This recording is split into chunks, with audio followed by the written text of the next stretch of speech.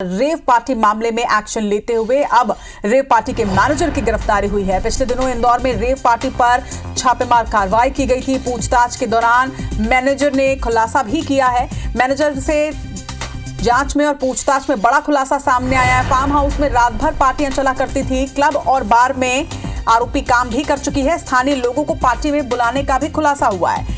तो बड़ा खुलासा भी यहां पर हुआ है। अंशुल मुकाती हमारे इंदौर संवाददाता इस वक्त हमारे साथ जुड़ रहे हैं।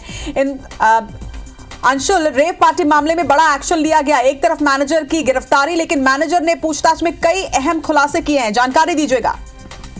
बिल्कुल रचना, आपको बता दूं कि जो कशिश है वो इस रेव पार्टी की मैनेजर थी और कशिश जो है पहले पब और बार में भी काम कर चुकी थी और वहीं से लोग उसके संपर्क में थे और उन्हीं लोगों को ये पार्टी के लिए बुलाती भी थी।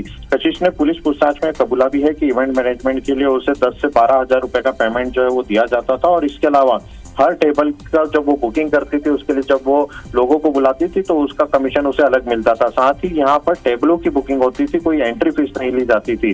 साथ ही कशिश ने यह भी बताया कि उसे कई लोगों के नंबरों की लिस्ट दी गई थी, उन्हीं नंबरों पर इसे फोन लगा करके पार्टी ऑफर करना था। साथ ही जो मैसेज जो सोशल मीडिया पर वायरल हुए थे उन मैसेजों को कशिश को लोगों को भेजना था और पार्टी में आने के लिए उन्हें बुलाना था। इसके अलावा कशिश ने यह भी खुलासा किया है कि ये इस तरह की रेव पार्टी शहर में हर शनिवार और रविवार को लगभग 2 दर्जन से अधिक फार्म हाउस में चलती थी और ये पार्टियां रात भर संचालित होती थी। इन्हें आफ्टर पार्टी भी कहा जाता था, क्योंकि जब देर रात पब और बार जो 11:30 बजे बंद करवा दिए जाते थे उसके बाद इस तरह की पार्टियां जो है शहर के बाहरी हिस्से में स्थित फार्म हाउस पर शुरू होती थी और उस फार्म हाउस में यह पार्टियां सुबह 6 और 7 बजे तक चला चलती थी। सीन बदलकर जो पुराना घर है उसमें यह कशिश जो है छिपी हुई थी, जिसे पुलिस ने गिरफ्तार किया है और फिलहाल पुलिस अब इस पूरे मामले में 2 मुख्य आरोपी जो हैं जिन्होंने ये पार्टी आयोजित की गई थी, रितेश और एक और, उसे तलाश रही है। पुलिस को यह भी अंदेशा है कि जो रेव पार्टी में गांजा बड़ी मात्रा में पकड़ा था उसे लेकर के रितेश आया था और